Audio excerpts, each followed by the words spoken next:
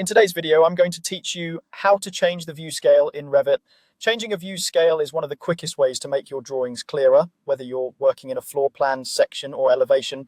Remember, scale doesn't change the actual size of your model. It changes how large it appears in that specific view, which affects readability, line weights, and annotation sizes when you place the view on a sheet. Start by opening the view you want to adjust. This could be a floor plan for a level, a building section, or an exterior elevation.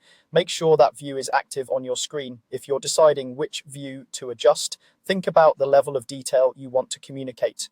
Broad, overall layouts often use a smaller scale, while views focused on details use a larger scale. With the view active, look over to the Properties palette, which you'll typically find docked on the left side of the screen. The Properties palette shows the settings for whatever you have selected. If you don't have an element selected, it shows properties for the entire view. That's exactly what we want here. In the Properties palette, find the parameter labeled View Scale. You'll usually see it near the top under the Graphics section. This is the control that defines how large or small the model will appear in this particular view. Click the drop-down arrow next to View Scale. You'll see a list of common scale options. Choose the one that fits your needs. If you're working in metric, typical choices include 1/100 for overall plans and 150 for more detailed layouts.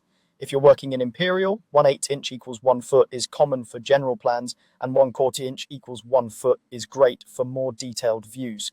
Pick the scale that best balances context and clarity.